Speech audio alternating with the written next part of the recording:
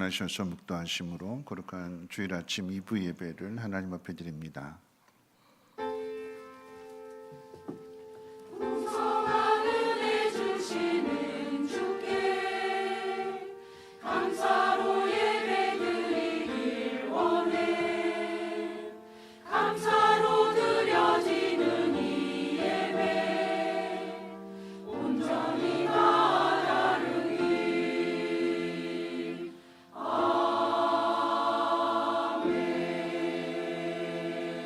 여호와를 경외하는 자들아, 너희는 여호와를 의지하여라. 그는 너희의 도움이시오 너희 방패시로다. 여호와께서 우리를 생각하사 복을 주시되 이스라엘 집에도 복을 주시고 아론의 집에도 복을 주시며 높은 사람이나 낮은 사람을 막론하고 여호와를 경외하는 자들에게 복을 주시리로다. 아멘. 거룩하신 하나님, 오늘도 우리를 복 주시려고 하나님 귀한 존으로 인도해 주심을 진심으로 감사를 드립니다. 하나님 의지하며 살았어야 되는데 하나님 의지하지 않고 세상 의지하며 또 나를 의지했던 그 마음들 하나님 내려놓고 하나님만 의지하기를 소망하오니 하나님 우리를 생각하심으로 인하여서 하늘의 복을 내려 주옵소서. 마음의 평안함을 얻게 하여 주시고 하나님의 선하신 뜻을 따라 행할 수 있는 믿음의 담력을 얻게 하옵소서. 우리 구주 예수님의 이름으로 기도합니다. 아멘. 찬송가 26장, 통일찬송가로 14장입니다.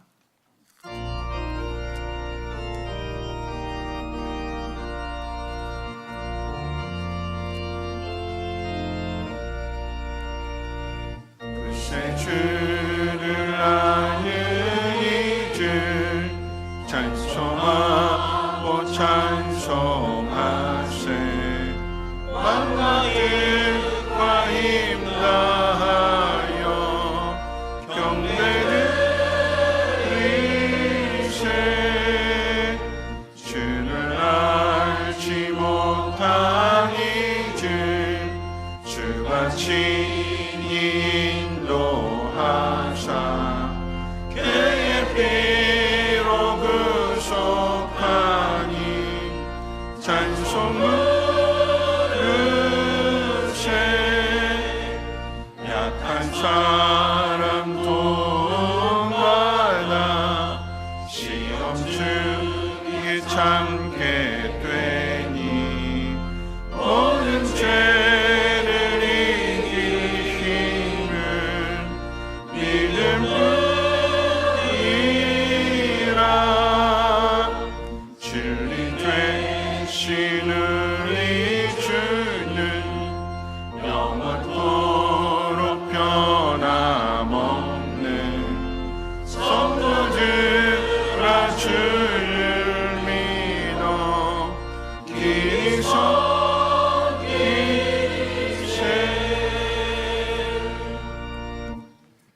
교동문은 8번입니다. 찬송가 되는 교동문은 8번입니다. 어리석은 자는 그의 마음에 이르기를 하나님이 없다 하는도다.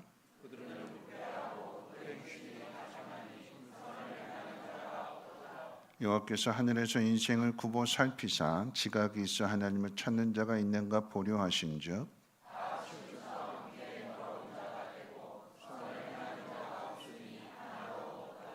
죄악을 행하는 자는 다 무지하냐. 그들이 떡 먹듯이 내 백성을 먹으면서 여호와를 부르지 아니하는도다.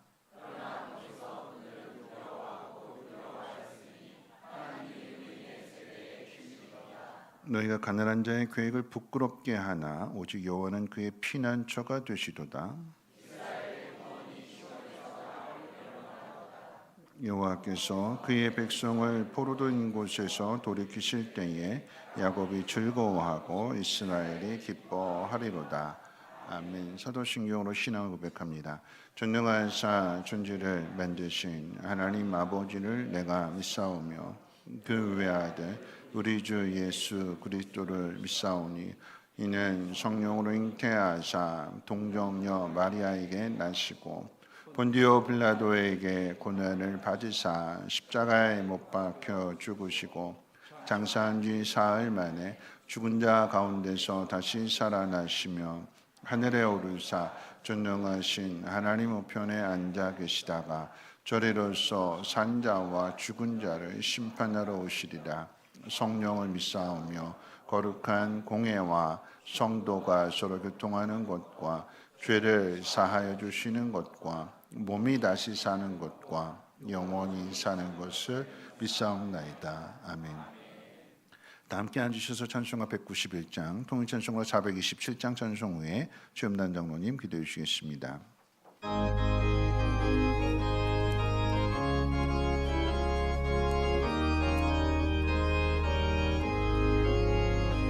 내가 매일 기쁘게 순례의 길 행함은 주의 팔이 나를 안보하며 내가 주의 근본을 받는 찾는 비결은 주의 영이 함께함이라.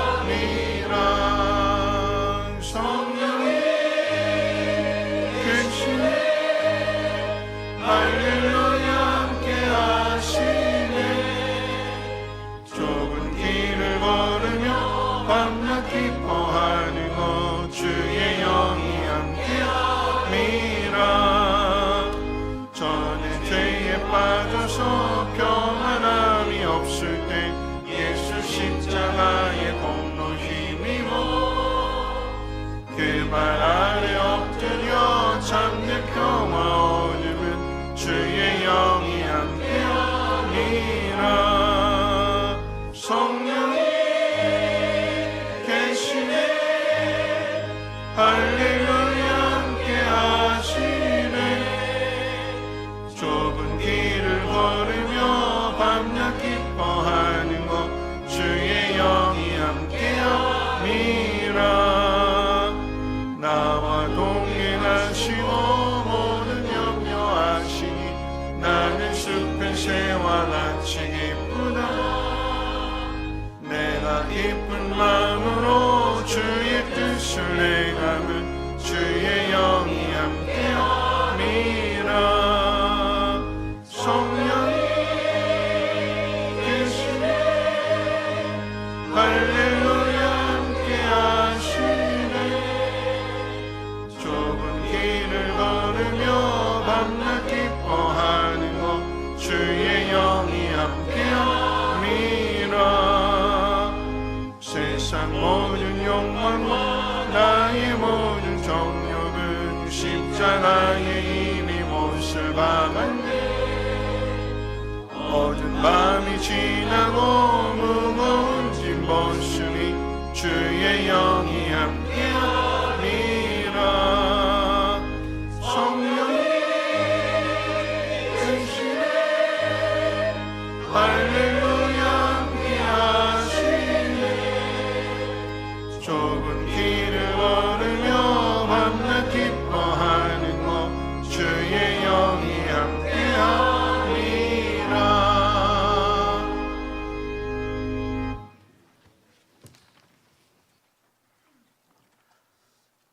기도드리겠습니다. 한 주간도 삶의 현장에서 우리는 세상이 주는 경쟁과 다툼 속에서 한숨 짓는 근심으로, 때로는 눈물로, 때로는 기쁨으로 우리는 그렇게 살았습니다. 이 시간 세상과 구별된 예배의 자리를 허락하여 주시고 주님과 함께하는 이곳에서 주님께 예배하며 경배하게 하시니 감사와 영광을 드립니다. 한 주간의 삶을 뒤돌아봅니다. 세상이 주는 아픔 때문에 고난으로 힘겨워 지쳐 있을 때에 우리의 손을 잡아주시고 이끄시는 주님의 사랑으로 다시 일어서게 하시고 움츠렸던 삶이 회복되어져 다시 일상에서 풍성한 삶을 살게 하여 싸우니 우리들의 큰 영광을 받아주시옵소서. 거룩하신 하나님, 맹렬한 혹한기 속에서도 모든 식물의 뿌리는 더욱 든든히 세워져 새봄이 왔을 때에 모든 가지가 풍성한 잎이 돋아나게 하신 것처럼 하나님의 창조의 질서 속에서 우리의 믿음도 늘 기도로 준비되게 하시고 때에 따라 큰 열매로 이 땅에서 맺어 하나님께서 명령한 삶들을 온전히 살아내게 부족함 없도록 인도하여 주시옵소서. 거룩하신 하나님, 이 민족을 불쌍히 여겨 주시옵소서. 각자의 극한 이념 갈등으로 서로 배려하지 못하고 나의 고집과 이념만을 앞세워 상처로 혼탁되어지는 이 사이의 문화를 긍휼히 여겨 주시고 하나님의 진리로 이 사이가 다스려지는 나라로 서로 존중하고 배려하는 따뜻한 나라가 되게 하여 주시옵소서. 거룩하신 하나님, 각 가정마다 봄 대신방을 하게 하시고 말씀을 주셨사오니 한 해 동안 이 말씀으로 승리하게 하시고 주님의 내주함을 통하여 올려드린 기도의 제목들이 담임 목사님의 축복 기도를 통하여 들으시고 응답하사 가정마다 평안과 행복과 형통함 있게 하여 주시옵소서. 긍휼과 자비가 풍성하신 하나님, 우리 성육교회가 아버지 앞에 충성된 교회가 되길 원합니다. 언제나 말씀과 기도 속에 세워진 그 계획이 하나님의 능력으로 이루어지게 하시고 각 목장들을 축복하여 주셔서 주님께서 세우셨던 초대교회 모습을 닮아가는 목장들이 되게 하여 주시옵소서. 참된 그리스도인으로 내가 먼저 섬김의 본이 되게 하여 주시고 함께 위로하며 떡을 띠는 풍성함으로 참된 평안을 갖게 하여 주시옵소서. 이 시간 간절히 원하옵기는 병마로 고난을 겪는 교우들 주님의 능력으로 꾸짖어 떠나가게 하시고 속기 회복되어 주님을 수종들 수 있는 소원이 이루어지게 하여 주시옵소서. 이 시간 목사님, 우리 성도들을 기억하며 기도로 준비한 말씀 선포합니다. 말씀의 능력으로 우리 영이 풍성해지며 주님께 충성하기를 순종하기를 다짐하는 말씀 선포되게 하여 주시옵소서. 또한 여러 일정과 신방으로 동행하여 주셔서 피곤치 않게 하시고 평안함을 주시옵소서. 이 시간 임마누엘 찬양대 찬양으로 영광 받아 주시고 각 처소에서 예배를 돕는 손길들 축복하여 주시옵소서. 보배롭고 존귀하신 예수님의 이름으로 기도하옵나이다. 아멘.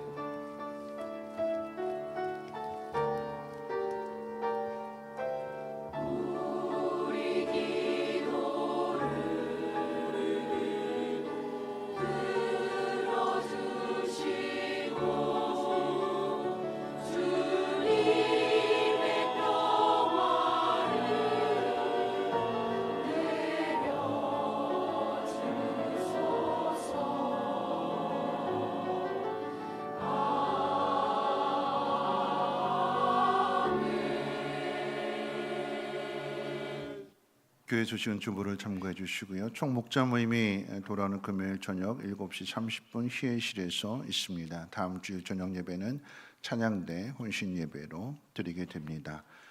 IL 유치부 성경학교가 돌아오는 토요일과 주일 이틀에 걸쳐서 교회에서 있게 됩니다. 우리 유치부 아이들이 점점 많아지고 있는데 또 영화도 많아지고 있는데 우리 다음 세대 가장 어린 세대를 위해서도 많은 관심 가져주시고 또 기도해 주시고 또 협력해 주시기를 바라겠습니다.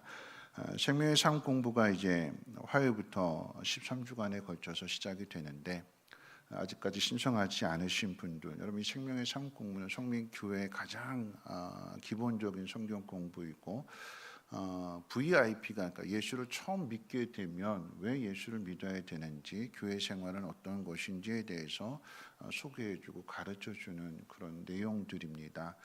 많이도 혹시 오해되시는 분들이 뭐냐면 그 공부하면은 막 숙제도 많고 막 어렵다고 하더라 그러는데 그 어디서 이렇게 잘못된 오보가 나는지 모르겠는데 그 숙제는 뭐냐면 일주일 동안에 성경 4장, 요한복음 1장부터 4장까지 이렇게 한 장씩 읽고 그거를 이제 정리하는, 내 말로 정리하는 거예요. 그거 해오는 거거든요. 일주일에 성경 4장씩 읽어보고 그거를 다독이 아니라 정독할 수 있도록, 그래서 성경을 보는 눈도 키워주게 되고, 요한복음 말씀이 예수님이 누구신가에 대한 말씀이기 때문에, 그래서 이 공부를 하게 되면 자연적으로 믿음의 눈도 열려지게 되는 것이고 또 알게 되니까 자신감도 생기게 되는 것입니다. 우리 교회 그 당시에 생명의 삶 수료하신 분들 73세였나 우리 신은성 권사님 가장 연장자로서 이렇게 좋은 성적으로 마치셨는데, 여러분이 생명의 삶 공부하셔가지고 한 번도 재수강하신 분 없어요. 다 통과하고 다 합격하셨습니다. 부담 갖지 마시고 목자가 되기 위해서도 그렇고 또 직분을 갖기 위해서도 그렇고 여러분 꼭 수료하셔야 되는 부분들이니까 참여해 주시기를 바라겠고요. 학습 세대식이 4월 6일에 있습니다. 대상자 되시는 분들은 3월 16일까지 사무실로 신청해 주시기를 바라겠습니다. 김선희 권사님과 장정순 권사님이 두 분 다 같은 날 이제 수술을 하시게 됐는데 병원 동기가 되셨어요. 클래스 병원에 이분에 계십니다. 위에서도 기도해 주시길 바라겠습니다. 오늘 이제 새롭게 등록하시는 분이 한 분 계십니다. 잠깐 자리에서 일어나 주실까요? 우리 손정숙 권사님이신데요. 네, 잠깐 자리에서 일어나 주시겠습니다. 잠깐 기도합니다. 참으로 좋으신 하나님, 또 귀한 권사님이 하나님의 뜻에 따라서 성민교회로 인도함을 받게 되셨습니다. 하나님의 집에 왔습니다. 이전의 교회도 하나님의 집이고 성민교회도 하나님의 집입니다. 아버지의 집에서 믿음의 뿌리 잘 내리게 하여 주시고 아름다운 결실 거둘 수 있는 복이 되게 하시며 이것이 자녀들에게도 잘 이어질 수 있도록 하나님이 인도해 주시옵소서. 한 가족이 되었기 때문에 서로가 서로를 돌아보게 하시고 관심 있게 하시고 사랑과 섬김으로 하나가 되는 우리 성민교회가 되게 하옵소서. 예수님의 이름으로 기도합니다. 아멘. 우리 함께 축복합니다. 당신은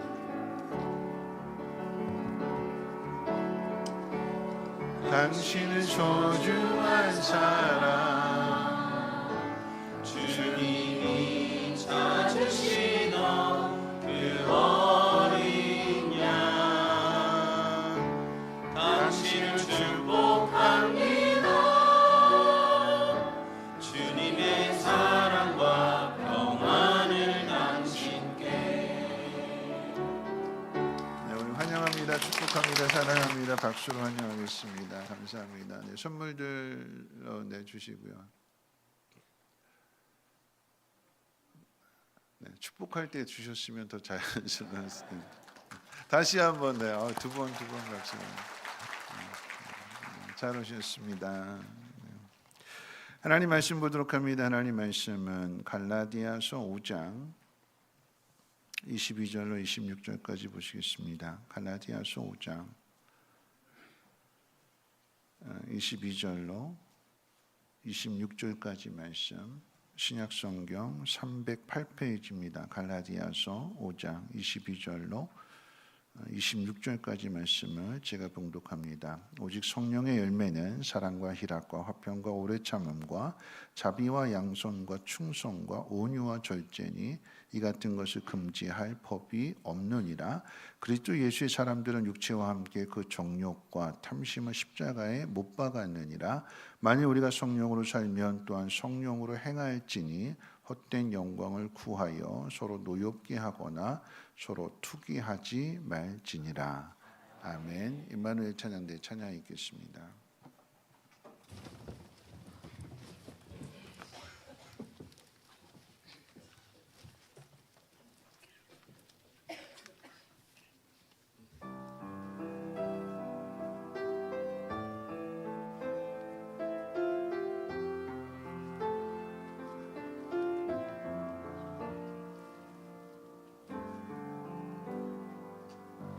내게 있는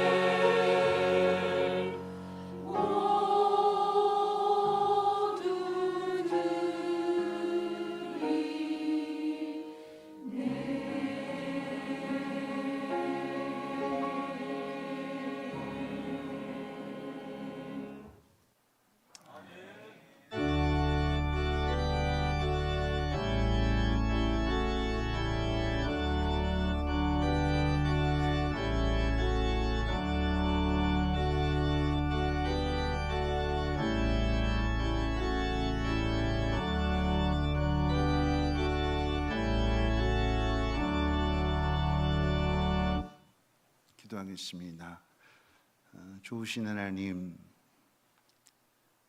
우리가 하나님 앞에 드리는 것 같지만 하나님이 우리에게 그 아들을 주셨고 우리에게 필요한 모든 것들을 공급해 주시는 분이시 하나님이심을 고백하는 마음으로 이 시간에 시간을 드리고 또 물질을 드리고 마음을 드리고 뿐만 아니라 우리의 삶을 드립니다. 연약하지만 부족하지만 하나님 우리를 기쁨으로 받아주시고 온전한 예물과 온전한 삶이 되어줄 수 있도록 하나님의 영으로 충만하게 채워주시고 하나님의 뜻을 따라 행하는 그곳에 하나님 주시는 평안함과 기쁨이 우리를 통해서 지상 가운데 전하여지게 하옵소서. 이 예물이 씌워지는 곳곳마다 하나님 그리스도의 향기가 드러나게 하시고 넘어진 자가 다시 일어나게 하시고 빛을 잃은 자가 다시 빛을 보게 하옵시며 하나님 앞으로 이끌림 받을 수 있도록 주께서 친히 역사해 주옵소서. 오늘 하나님 말씀을 듣습니다. 하나님 원하시는 그리고 하나님 기뻐하시는 그 자리로 우리 세상 가운데 버려두지 마시고 이끌어 주셔서 그 복된 곳에서 하나님을 찬양하며 하나님 앞에 감사할 일을 더욱더 풍성케 하옵소서. 우리 구주 예수님의 이름으로 기도합니다. 아멘. 네, 한 주일 동안도 편안하게 잘 지내셨는지요? 우리 옆에 분하고 함께 축복할 때 이렇게 축복하겠습니다. 하나님 앞에 나온 당신을 축복합니다. 네, 하나님은 당신을 사랑하십니다 하고 이어서 인사하겠습니다. 네, 하나님 부르신 거지요. 네, 복 주시려고 은혜 주시려고 그래서 그 은혜를 통해서 다시 새롭게 하시려고 하나님 우리를 초대해 주신 줄로 믿습니다. 어제는 106주년을 맞이하게 되는 3.1절이었습니다. 일제강점기였던 1919년 3월 1일 일본 제국의 그 지배에 항거하여서 우리는 이에 우리 조선이 독립한 나라임과 조선 사람이 자주적인 민족임을 선언하노라라고 하는 기미 독립 선언문을 낭독하고 한반도 전역에 걸쳐서 온 국민이 하나가 되어 대한독립 만세를 외친 날입니다. 그로부터 시간이 조금 더 지나서 1930년 소설 상록수로 유명한 시문은 그날이 오면이라고 하는 시를 발표해서 대한독립에 대한 그 염원을 온 국민의 가슴에 다시 한번 심어줬습니다. 그날이 오면이라고 하는 그 시의 내용은 이렇지요. 그날이 오면은 삼각산이 일어나 더덩실 춤이라도 추고 한강물이 뒤집혀 용솟음 칠 그날이 이 목숨이 끊기기 전에 와주기만 할 양이면 나는 밤하늘에 나는 까마귀와 같이 종로의 인경을 머리로 들이받아 울리오리다. 두개골은 깨어져 산산조각이 나도 기뻐서 죽사옴에 오히려 무슨 한이 남으오리까. 그날이 와서 육조 앞 넓은 길 울며 뛰며 뒹굴어도 그대로 넘치는 기쁨에 가슴이 미어질 듯하거든. 드는 칼로 이 몸의 가죽이라도 벗겨서 커다란 북을 만들어 들쳐매고는 여러분의 행렬의 앞장을 서오리다. 우렁찬 그 소리를 한 번이라도 듣기만 하면 그 자리에 거꾸로져도 눈을 감겠소이다. 안타깝게도 시문 선생님은 8.15 광복을 9년 앞에 두고 35살의 나이에 장티푸스로 요절하게 됩니다. 만약에 시문 선생님이 1945년까지 살아 있었다면, 그래서 광복을 보게 되었다면 종로와 광화문에서 더덩실 춤을 추며 머리로 종을 들이받고 울리면서 그리고 울며 뛰며 뒹구는 그 모습을 볼 수 있었을 것입니다. 자기 몸 가죽을 벗겨서라도 북을 만들어서 해방을 기뻐하는 그 행진의 무리에 참여하고 싶다고 했으니 대한민국의 이 독립을 이처럼 가슴 저리게 외친 시가 어디에 있을까요? 우리가 누리는 이 오늘의 자유는 자유를 빼앗겼던 사람들이 그토록 누리고 싶어했던 자유입니다. 우리의 선조들이 목숨을 바쳐서 얻은 이 자유를 올바르게 사용하고 있는지 3월절을 지나가면서 우리 스스로를 한번 점검해 보아야 할 것입니다. 오늘부터 이제 갈라디아서 5장 22절로 26절의 말씀을 통해 하나님의 자녀들이 맺어야 할 성령의 열매에 대해서 생각해 보려고 합니다. 저녁 예배는 이제 지난주에 누가복음 강의가 끝이 나서 사도행전을 이제 오늘부터 시작하게 되는데 사도행전은 성령행전이라고 이야기하잖아요. 그래서 이제 성령에 대해서 함께 몇 주간에 걸쳐서 함께 생각해 보려고 합니다. 오늘 말씀에도 가르쳐 주는 것처럼 성령의 열매는 사랑, 희락, 화평, 오래 참음, 자비, 양선, 충성, 온유, 절제라고 했습니다. 이 열매들은 모두가 다 예수님의 성품을 뜻합니다. 하나씩 살펴보기 이전에 오늘은 먼저 어떻게 성령의 열매를 맺게 되는지에 대하여 한번 생각해 보려고 하는데요. 예수를 믿음으로 얻게 되는 그 구원에 대해서 전에도 한번 말씀드렸습니다만 오늘 본문이 시작되는 5장 1절에서 바울은 구원을 자유하게 되는 것으로 그렇게 표현을 했어요.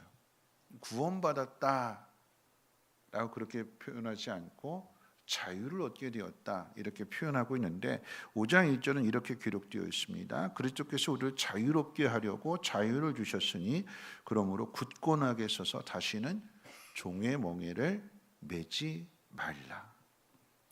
구원받기 이전의 모습을 종의 멍에를 메고 있는 것으로, 그리고 구원받고 난 다음의 모습을 자유를 얻은 것으로 소개합니다. 쉽게 설명하면 이스라엘 백성이 애굽의 바로 왕에게 묶여서 종살이를 하고 있었는데 모세를 통해서 그 애굽에서 벗어난 것이 구원이며 그 구원을 통해서 이스라엘 백성들은 자유를 얻게 된 거죠. 마치 히로시마와 나가사키에 원자폭탄이 떨어져서 일본이 항복함으로 우리는 구원을 얻고 자유를 얻고 누리는 것과 같은 의미일 것입니다. 그런데 그리스도인의 자유는 예수 그리스도로 말미암아 얻게 된 놀라운 자유입니다. 예수님 때문에 우리는 이 세상을 살면서 겪게 되는 죄로부터의 모든 불행 또는 형벌 그리고 모든 심판이 우리에게서 벗어나게 되는 거예요. 그 모든 불행과 형벌과 심판으로부터의 자유를 얻는 거죠. 모든 불행과 형벌과 심판이 없다는 의미가 아니라 모든 불행과 형벌과 심판이 하나님의 자녀가 된 우리 사이를 갈라놓을 수 없다는 의미입니다. 왜냐하면 하나님이 그 아들 예수로 우리의 죄값을 치르셨기 때문에 그러합니다. 이 사실을 믿는 자에게 성령을 보내주시고 하나님의 자녀로 인을 쳐주셨습니다. 그 도장 찍어주신 거예요. 취소되지 않는다라고 하는 것이고 끝까지 우리를 포기하지 않으신다라고 하는 거죠.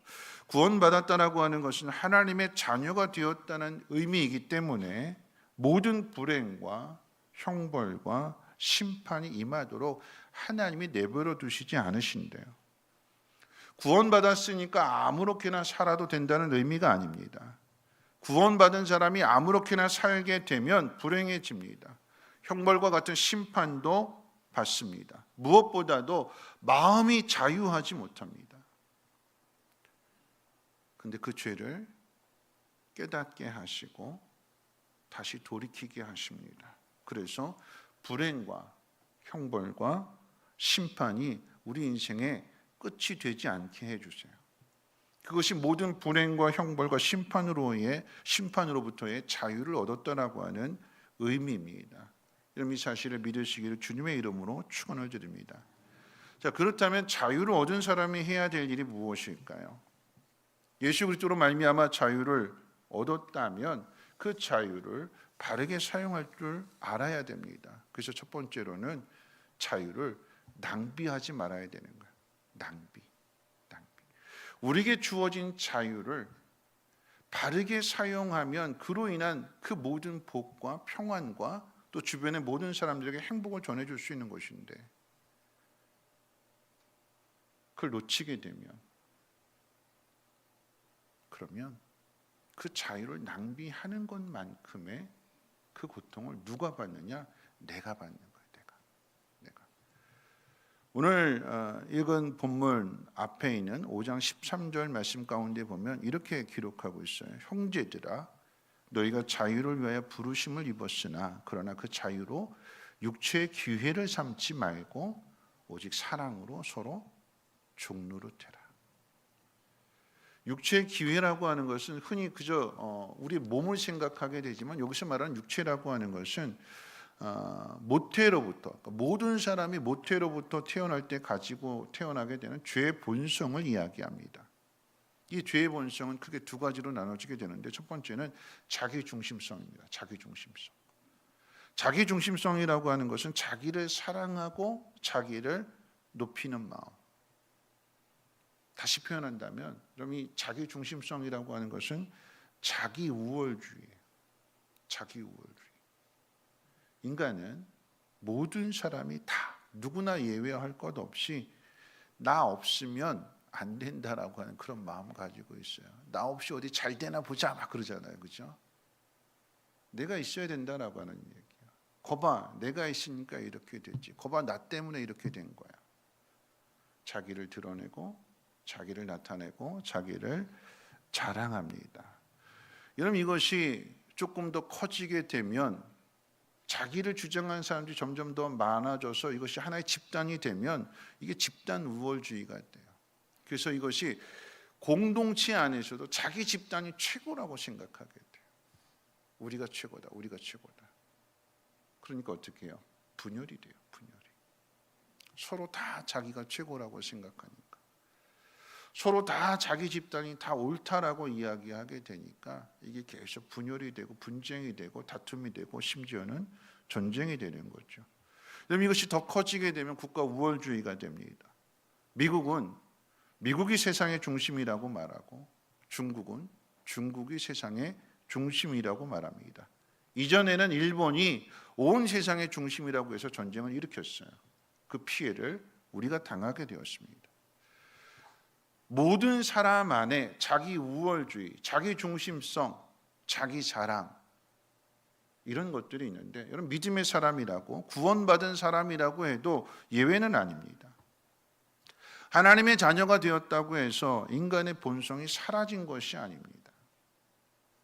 우리가 처음 예수를 믿게 되었을 때에 하나님이 나를 구원해 주셨구나. 하나님의 사랑을 경험하게 되고 하나님의 은혜를 경험하게 될 때 그때 눈물 콧물 다 빼잖아요. 나 같은 죄인을. 그러면서 하나님 앞에 감사하고 그렇게 겸손하게 살겠다고 고백하고 다짐했었는데 봉사도 열심히 했었는데 어느 순간부터 이 은혜가 식어지게 되면 은혜가 떨어지게 되면 하나님의 은혜에서 멀어지게 되면 그때 뭐가 나오냐면 내 속에 있는 내 본성이 나오게 되는 거예요. 믿음의 사람이 하나님 앞에 겸손히 순종했던 그 모습들이 은혜가 식고 나니까 안에 있는 이 본성이 치고 올라오게 되는데 이 본성이 어떻게 나타나냐면 내가 이 교회에 헌금한 게 얼마인데 내가 이 교회에 나와서 봉사한 시간이 얼마인데 내가 선교를 얼마큼 했고 내가 이 교회를 건축하는데 내가 얼마만큼의 공헌을 했고 누구를 자랑해요? 자기를 자랑해요. 하나님이 행하신 일이라고 하는 사실을 은혜 받았을 때는 고백했는데 은혜 떨어지게 되니까 하나님이 하신 건 다 잊어버리고 누가 했대요? 내가 했대요. 내가 했는데 안 알아주니까 서운한 거죠. 섭섭한 거죠. 그래서 원망하게 되고 불평하게 되는 거고 그러함으로 인해서 갈라짐이 되는 것입니다. 그럼 이것은요 목사나 장로나 권사나 직분자나 할 것 없이 모두가 다 똑같아요. 은혜 떨어지게 되면 우리 본성이 나오게 되는데 이 본성은 예수 믿기 전이나 예수 믿고 난 다음이나 세상 사람들과 다를 바가 없는 그 본성이 나오게 되는 거예요. 신앙생활 한다라고 하는 것은 뭐냐면 이 본성을 누르는 거죠. 본성이 튀어나오지 않도록 하나님 말씀으로, 하나님의 은혜로, 하나님의 사랑을 깨달음으로 인하여서 더 겸손히 하나님의 뜻을 따라가게 되는 것입니다. 죄의 본성 두 번째는 뭐냐면 죄의 종로를 타는 곳에서부터 나오게 되었는데, 이 죄의 본성은 뭐가 더 좋냐면 죄가 더 좋대요. 구원받았으면 구원받은 사람답게 살아야 되는데 자꾸 이전의 삶으로 돌아가려고 합니다. 이스라엘 백성들이 애굽에 살 때는 여기서 좀 벗어나게 해주세요 그토록 간절히 기도했는데, 하나님의 은혜로 벗어나니까, 하나님의 은혜로 약속의 땅을 바라보며 광야의 길을 걸어가게 되니까, 그 광야의 작은 불편함 가운데 이전의 것이 더 좋았다고 틈만 나면 애굽으로 돌아가자, 애굽으로 돌아가자 그러잖아요. 비유하자면 이런 이야기예요. 죄를 지어서 교도소에 가게 됐습니다. 그 교도소에서 형기를 마치고 출소하게 됐어요. 세상에 나오게 되었습니다. 그러면 깨닫고 열심히 살아야 되잖아요. 근데 전과자라고 해서 세상이 알아주지 않으니까 힘들어지죠. 취업하는 것도 힘들어지는 거고, 먹고 사는 것도 힘들어지게 되는 거고. 출생한 지 얼마 안 됐는데 그 사람이 또 들어왔어요. 감옥에. 왜 들어왔냐고 물어봤더니 뭐라고 이야기하냐면 여기가 제일 편하대요. 때 되면 밥 주고 잠자리 제공해주고. 그게 편하대요. 왜 편할까요? 새로운 기쁨을 맛보지 못하게 되니까. 내 인생이 달라질 수 있다라고 하는 것을 생각하지 못하니까 그냥 예전의 것이, 감옥이 더 편하대요. 그래서 감옥으로 들어가게 되는 거죠. 우리라고 다르지 않습니다. 하나님이 약속하신 그곳, 하나님 우리를 통해서 만들어 가셔서 우리에게 복 주시려고 하는 그것을 우리가 깨닫지 못하게 될 때에 뭐가 좋으냐면 이전에 사는 모습이 좋은 거예요. 누가 나 건드리지 않았으면 좋겠고, 그냥 아무도 건드리지 않는 상태에서의 그 모습 그대로 살아가는, 그게 편하대요. 그게 좋대요. 뭐가 되는 거냐면 다시 죄의 종이 되고 다시 죄의 멍에를 뒤집어 쓰는 것과 같은 거예요. 이스라엘 백성들이 자꾸만 애굽으로 간다라고 하는 것은 다시 그때가 그립다, 다시 그때가 좋았다라고 하는 거죠. 옛날로 돌아가는 거예요. 옛날로 돌아가려고 한다면 달라지는 게 없죠. 변화되는 것이 없습니다. 하나님 말씀해 주시고 하나님 약속해 주시고 가자 하시면 따라가는 그곳에 변화가 일어나게 되는 것이고, 그곳에서의 하나님 약속하신 복을 누리게 되는 거죠. 자유를 잃어버리는 것은 아니지만, 여러분 우리가 마땅히 행해야 할 일, 구원받은 사람으로서 하나님의 뜻을 따라야 함에도 불구하고 그렇지 않게 된다라고 하면 우리 마음이 불편해지게 되는 것이고, 그로 인해서 어떻게 해요? 낭비하게 되는 거예요. 자유가 낭비를 합니다. 그만큼의 복을 누려야 되는 그 시간을 잃어버리게 되는 거예요. 여러분 그렇기 때문에 두 번째로 우리가 해야 될 일은 뭐냐면 분명한 목표를 정해야 되는, 분명한 목표. 리 워렌이 쓴 목적이 이끄는 삶이라고 하는 그 책에 보면 사람들은 무언가에 이끌려 산다고 이야기합니다. 어떤 상황들에 이끌리거나 아니면 중요하다고 생각하는 그런 가치에 이끌리거나 아니면 자기 안에 있는 자기가 경험한 감정에 의해서 삶이 이끌린다라고 하는 거죠. 그 많은 상황들 가운데 보편적으로 5가지를 꼽게 되는데, 그 5가지 중에 첫 번째는 많은 사람들이 어디에 끌려다니게 되느냐, 죄의식에 끌려다닌다고 합니다. 그럼 이 경우는 과거가 미래를 지배하는 거예요. 죄의식이라고 하는 것은 내가 전에 죄를 지었어요. 내가 잘못했어요. 잘못했다면 이것을 깨닫고 이걸 고쳐나가야 되는데, 이 죄의식에 사로잡혀서 사단은 자꾸 참수하는 거잖아요. 너 전과자잖아. 너 죄 지었잖아. 너 잘못했잖아. 네가 한 거잖아. 자꾸 우리 안에 있는 이 죄의 의식을 불러일으켜요. 그래서 앞으로 나아가지 못하도록, 새로운 삶을 살지 못하도록 죄의 의식으로 우리의 발목을 잡아요. 그래서 과거가, 지난날의 삶이 내 앞의 삶을 만들어내지 못해요. 앞으로 가야 되는데 나가지 못하게 됩니다. 두 번째는 원한과 분노의 쓴뿌리를 씹으며 살아간다고 그랬어요. 앞에 있는 죄의식은 내가 스스로 죄를 범한 거지만, 잘못한 거지만, 지금 이 원한과 분노의 쓴뿌리라고 하는 것은 다른 사람이 나에게 준 거예요. 난 피해자예요. 상처를 받은 거죠. 이 또한 우리의 자유를 낭비하게 합니다. 그럼 지나간 과거 바꿀 수 있나요? 지나간 과거는 바꿀 수가 없어요. 과거는 과거예요. 지나간 과거를 바꿀 수 없다면 미래를 바꿀 수 있는 것은 오늘을 살아가는 삶의 태도이겠지요. 미래를 바라보고, 그러니까 목적을 분명하게 해서 내가 어디로 갈 거냐, 어떤 사람이 될 거냐, 그 목표를 정해 놓는다라고 하면 오늘의 삶의 자세가 달라지게 되는 거죠. 그러면 과거가 내 미래를 만들어내지 못해요. 과거와는 다른 새로운 미래를 만들게 되는 거죠. 무엇이 결정하는 걸까요? 목적이에요. 목적이 무엇이냐라고 이야기할 때에 여러분, 세 번째 우리를 이끌어가는 것, 두려움에 이끌려 사는 사람도 있습니다. 두려움이라고 하는 것은 스스로 만들어 놓는 감옥입니다. 자꾸 이제 지난주에 말씀, 또 금요일에도 이야기했지만, 유라굴루라고 하는 광풍이 불었을 때에 세상의 사람들은 믿을 데가 없으니까, 믿었던 것들이 다 무너지게 되니까 두려움 빠지게 되는데, 세상의 모든 것들을 다 잃어버리게 된 그 자리에, 세상에 의지할 것이 아무것도 없는 그 자리에서 하나님 바울에게 뭐라고 말씀하시냐면, 두려워하지 말아라, 안심해라. 바울이 두려워하지 않는 그 근거가 무엇일까요? 하나님이잖아요. 유라굴로라고 하는 광풍보다도 그 바다와 바람을 잠잠케 하시는 하나님이 계심을 믿는다라고 하면 그 마음에 두려움이 있을 수가 없는 거죠. 두려움이라고 하는 것은 하나님의 자녀인 것을 깨닫지 못하고 세상의 종이 되어서 세상이 주는 그 위협 앞에 스스로 갇혀 있는 거예요. 이걸 떨쳐내야, 이 감옥의 문을 열고 나와야 새로운 미래가, 새로운 인생이 시작이 되는 것입니다.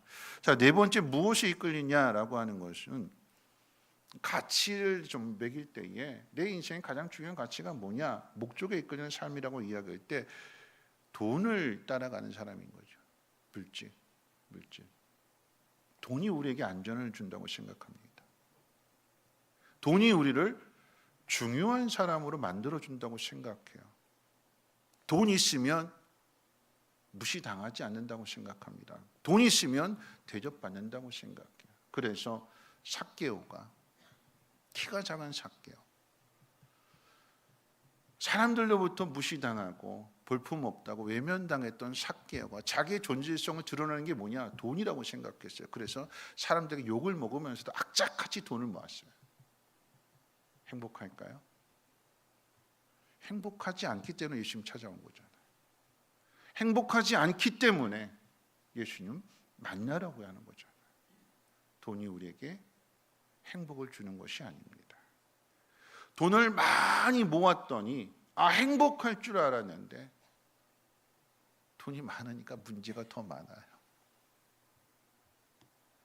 돈이 많으니까 이 돈 가지고 가정 안에서 다툼이 일어나게 되는 거고, 돈이 많으니까 이 가정 안에서 서로 다른 길 가게 되는 거고, 돈이 많으면 행복할 줄 알았는데 돈이 많아 보니까 돈이 전부가 아니구나라고 하는 것을 깨닫게 되니까 이 멘붕이 오게 되는 거죠.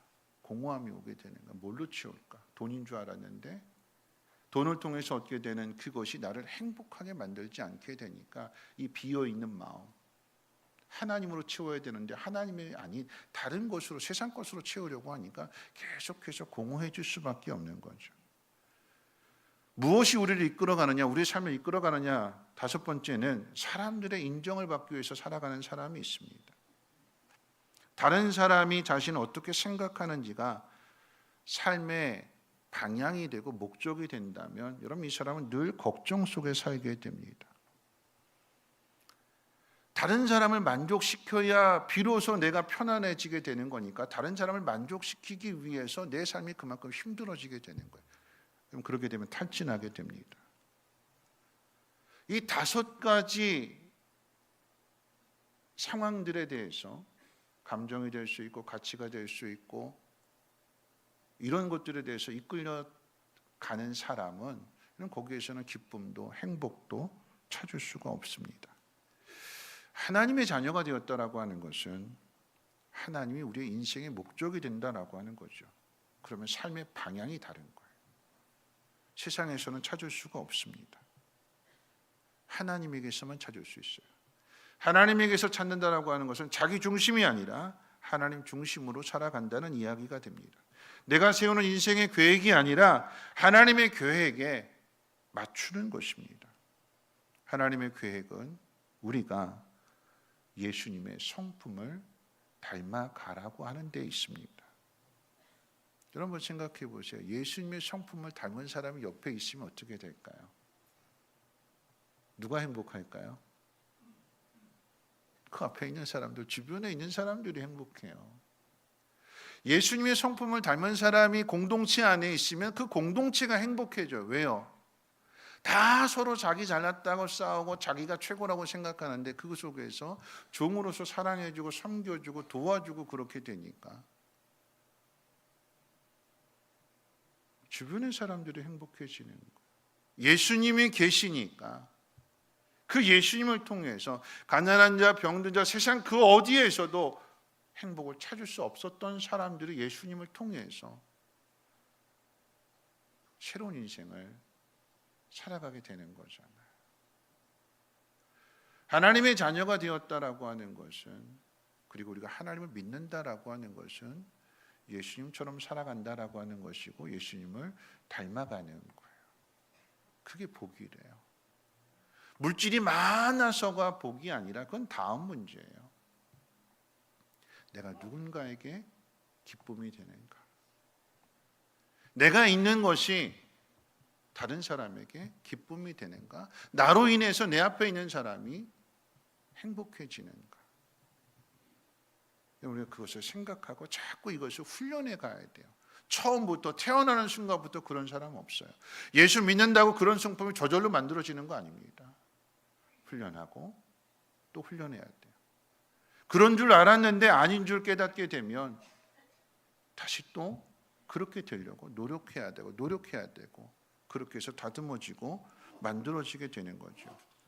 성령을 따르는 삶이라고 하는 것, 여러분 그곳에 열매가 맺어지게 되는데 바울은 이 열매라고 하는 단어를 통해서 성령께서 일하시는, 우리 안에서 우리를 통해서 일하시는 그 특징에 대해서 설명해 주게 되는데, 여러분 열매의 성장은 점진적인 거죠. 점진적.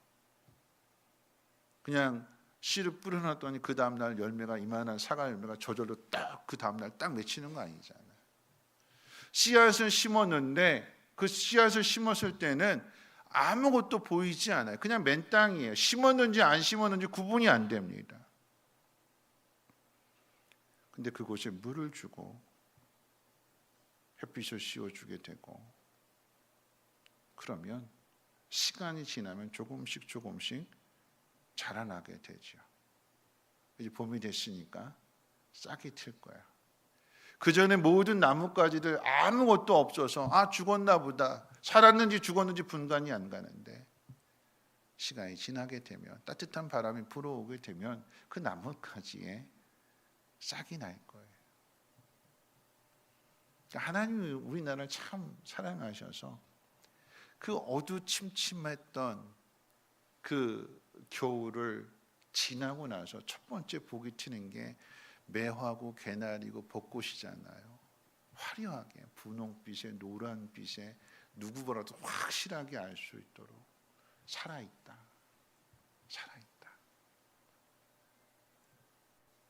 여러분 열매는요 점진적인 거예요. 점진적. 그런데 그냥 심었다고 그냥 저절로 자라는 것이 아니라 거기에 어떻게 해요? 계속 물을 줘야 돼요. 관심을 가져야 돼요. 이게 언제 자랄까? 때로는 기도도 해야 되고 물도 줘야 되고 관심을 계속 가지고 있으면, 그걸 계속 생각하고 있으면 반드시 거기에 보여져요. 자라나게 되는 거죠. 우리가 예수를 믿는다고 해서 우리의 성품이 처음부터 그렇게 달라지는 거 아닙니다. 우리의 성품이 믿는 사람이나 안 믿는 사람이나 똑같아요. 똑같아요. 똑같이 화내고 똑같이 시기하고 교회 안에도 똑같이 당을 짓고 투기도 할 수 있습니다. 차이가 있다면 뭐냐면 예수 믿는 사람들은 그렇게 살아가면 살아갈수록 계속 마음이 불편해져요. 자유를 얻는다고 그랬는데 그 자유를 누리지 못하게 되니까 마음의 불편함을 느끼게 돼요.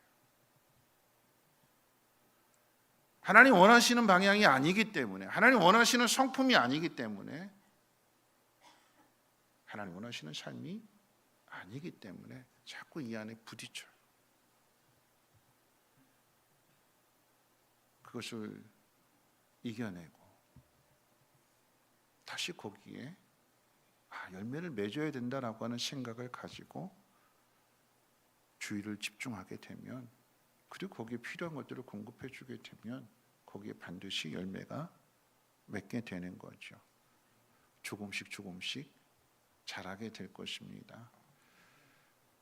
이전에 불편했던 마음이 막 화를 냈는데 어느 순간부터는 그 화낸 사람이 그러면 안 된다라고 하는 건, 내가 화냈더니 이 주변이 힘들어지는구나 하는 것들을 본인도 알잖아요. 본인도 알게 되니까 그럼 다음에는 하지 말아야지 하는 것들을 한번 인식하게 되고 생각하게 되고, 그러면서 다음에 한번 참게 되면 주변의 사람들이 뭐라고 느끼냐면 좀 변했구나, 자라가고 있구나, 조금씩 성장하고 있는 중이구나 보게 되고 믿게 되는 거죠. 그리고 이 열매의 성장은 필연적입니다. 열매는 반드시 자라게 되어 있어요. 성령이 우리 안에 거하시면 우리가 하나님의 자녀로서 살아갈 수 있도록 그 열매들이 반드시 나타납니다. 반드시. 필연적이에요. 있고 없고 그 문제가 아니라 성령이 우리 안에 거하시는 그 사람은, 예수를 믿고 구원받은 사람은 반드시 변화가 되어 있습니다. 변하게 되어 있어요. 어떤 사람이 죽어서 묻히게 되는데 돈이 많은 사람이었나 봐요. 관을 쓰는데 나무관이 아니라 대리석 관을 썼는데, 이 매장하게 될 때에 이 도토리 한 알이 그 관 속 대리석 관 안으로 들어가는데 그만 뚜껑을 닫아버렸대요. 시간이 한참 지난 다음에 어떻게 됐을까요? 그 묘지에 무슨 나무가 자랐을까요? 도토리 나무가. 도토리 한 알이 쏙 들어갔는데, 그리고 관뚜껑을 닫았는데 대리석으로 단단한 돌이잖아요. 근데 이 도토리 한 알이 관뚜껑을 열어내는 거예요. 뚫고 나오는 거예요. 그럼 무슨 이야기냐면, 생명이 있는 씨앗은 아무리 작은 씨앗이라고 할지라도 죽은 돌을 이겨내는 거예요. 죽은 돌보다 강합니다. 뭐가 강해요? 생명이 강해요. 생명이 있기 때문에. 생명이 있다라고 하는 것은 살아있다라고 하는 것이고, 살아있으면 반드시 거기에 열매가 나타나게 돼요. 시멘트도 뚫습니다. 돌도 뚫어냅니다. 바다에서도 자랍니다. 왜요? 생명이 있으니까. 생명이 그렇게 만들어가는 거죠. 이 열매를 자라가게 하는 것은 뿌리로부터 시작이 되는 거죠. 밑에 있는 거예요. 밑에. 그 뿌리가 생명을 주는 그 물에, 생수에 공급이 되어져 있으면, 그러니까 연결되어져 있으면, 뿌리가 살아있으면 그 뿌리로부터 어떻게 해요? 열매도 살게 되는 거예요. 뿌리가 살아있으면. 우리 안에 하나님의 영이 살아계시면 그 하나님의 영을 통해서, 성령을 통해서 우리의 삶의 열매가 맺어지게 되는 것, 예수님을 닮아가는 성품이 만들어지게 되는 것. 이 예수님에 대한 성품, 이 성령의 열매는 어떻게 나타나게 되느냐? 뭘로 나타나게 될까요? 여러분, 성령 충만한 증거가 뭐지요? 어디 나타날까요? 이렇게 하셨어요. 얼굴에 나타나는 거죠. 성령 충만하면 얼굴에 나타나요. 하나님의 영이 충만한 사람의 모습은, 그 열매는 얼굴로 나타나요. 사랑이 어디에서 나타날까요? 얼굴로 나타나는 거예요. 온유함이 어디서 나타날까요? 얼굴로 나타나요. 충성은 어디서 나타날까요? 자비는 어디서 나타날까요? 오래 참음은 어디서 나타나는 걸까요? 얼굴로 나타나는 거예요. 얼굴로 보여지는 거예요. 성령이 충만하기 전에는 눈꼬리가 올라갔던 사람이, 눈에 힘을 줬던 사람이 나이 들어서 눈꺼풀이 쳐져서 쳐지는 게 아니고, 이 안에 성령께서 가르쳐 주시고 깨닫게 해주시니까 그 속에서의 그 마음이 얼굴로 표현하게 될 때에 올라갔던 눈꼬리가 밑으로 내려오게 되는 것이고, 얼굴에 미소가 띄어지게 되는 것이고. 누가요? 성령에 충만한 사람이에요. 그게 열매래요. 그게 열매. 어떤 상황 속에서도 그 웃음을, 그 얼굴을 잃어버리지 않는 것. 그 힘이 어디 있냐? 뿌리에 있는 것처럼, 열매의 힘은 뿌리에서부터 시작되는 것처럼 우리 안에 성령이 우리로 하여금 그런 성품을, 그런 삶을 만들어 가도록 도우신다라고 하는 것입니다. 마지막 네 번째는요, 이 열매의 성장은 균형을 이루어야 되는 거죠. 균형. 오직 성령의 열매는 사랑이다 그러지 않습니다. 오직 성령의 열매는 사랑, 희락, 화평, 오래 참음, 자비, 양성, 충성, 온유, 절제. 하나가 아니라 9개래요. 하나가 아니라 다양하게 나타난대요. 나는 사랑이 있는데 나는 오래 참지 못해. 이건 말이 안 되는 거죠. 사랑하면 오래 참습니다. 사랑하게 되면 온유해집니다. 사랑하게 되면 끝까지 변하지 않는 모습으로 가게 되는 것, 충성의 열매가 같이 나타나게 되는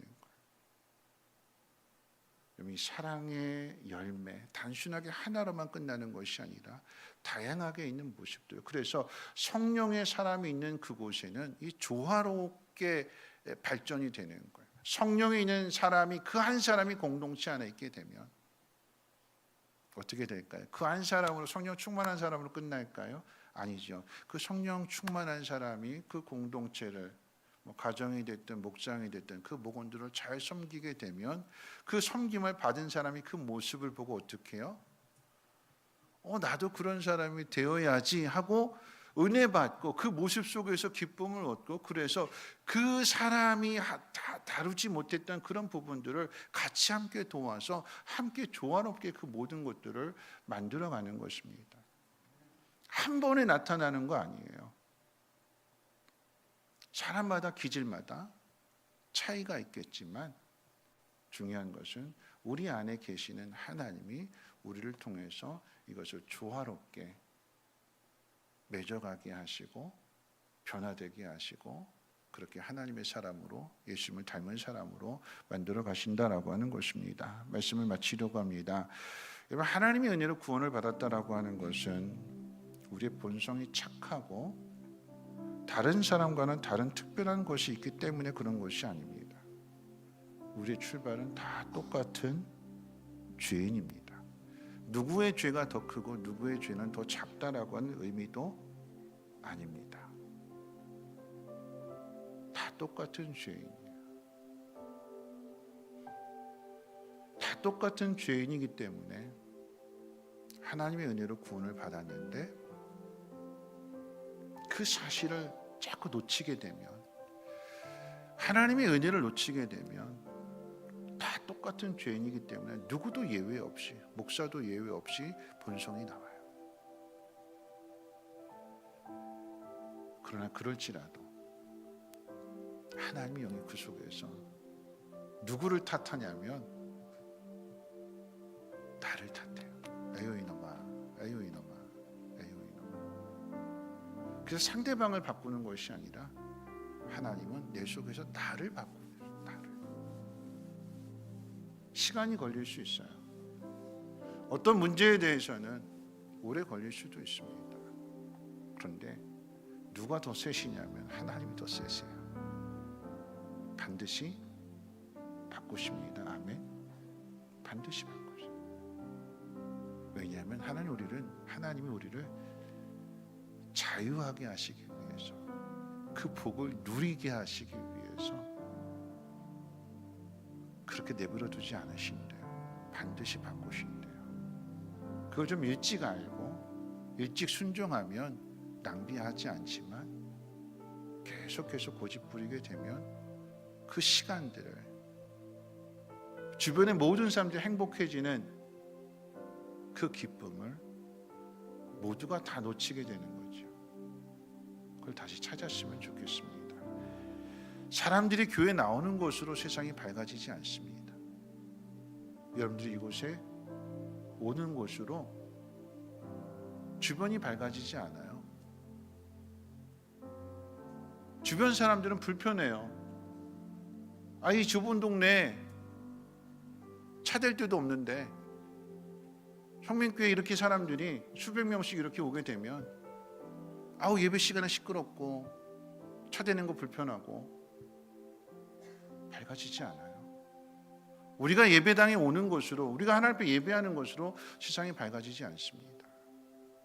세상이 밝아지는 것은 하나님 앞에 예배한 사람이 하나님 말씀을 듣고 하나님 말씀을 따라서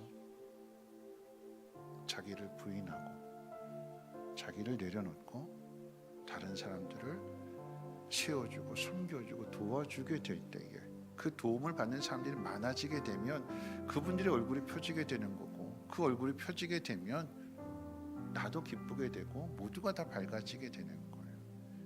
그 일 하라고 저와 여러분들을 부르셨고 그 일 하라고 오늘 예배를 드리라고 하시는 것입니다. 하나님 돈이 없어서가 아니라, 헌금 받아내려고 하는 것이 아니라 우리에게 복 주시려고, 그 행복을 누리며 살라고 저와 여러분들을 불러주셨고 자녀 삼아주셨고 우리에게 자유를 주셨습니다. 그 자유를 잘 사용하시기를 주님의 이름으로 축원을 드립니다. 우리 함께 일어나셔서 오셔서 진리의 성령님 이 찬양 부르실 텐데요. 이 찬양의 가사 가운데 보면 거룩한 불꽃이 타오르기를 원합니다. 그래서 이 땅이 새롭게 되기를 원합니다. 은혜의 강물이 흘러가서 모든 사람들을 적시게 되고, 그래서 그곳에 열매가 맺기를 원합니다. 이 성령이 어느 곳에 임해야 되냐면 다툼이 있는 곳, 분쟁이 있는 곳, 미움과 시기가 있는 곳, 그곳에 성령이 임하셔야 되는데 우리 안에 거하시기 때문에 성령이 충만한 사람이 그곳에 가게 되면 다툼이 사라지게 되는 것이고 하나가 되는 것이며 행복해지게 되는 것입니다. 그런 마음으로 찬양했으면 좋겠어요. 하나님이 여기 내 안에 충만하게 채워지게 하시고, 그래서 나를 부르시는 그곳에 가서 그 공동체를 살리는, 그곳에 있는 사람에게 행복을 전해줄 수 있는 사람이 되게 하옵소서 하는 마음으로 함께 찬양합니다. 오소서 진리의 성령님, 오소서 진리의 성령님, 이 땅을 들려 임하소서. 거짓과 타며 죄악에 무너진 우리 가슴 정케 하소서.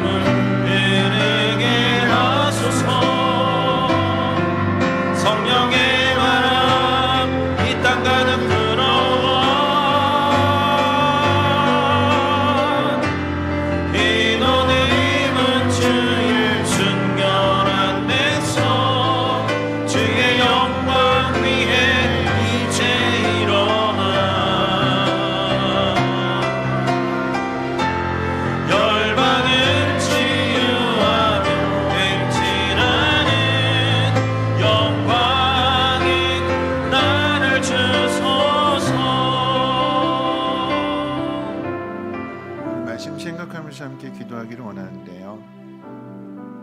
우리가 누리고 있는 이 자유를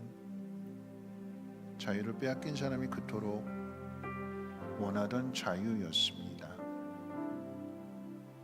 시몬 선생님이 내 가죽을 벗겨서 북을 만들어서 그날이 오게 되었을 때에 모든 사람들이 기뻐 행진하는 그곳에 내가 제일 먼저 앞장서서 그 북을 치는 그 기쁨을 노래하는 그날이 반드시 온다라고 하는 것을 믿었기 때문에 그 시를 만들어낸 것이고, 그 시로 인한 고문을 당하고 핍박을 당하게 되는 거죠. 그날을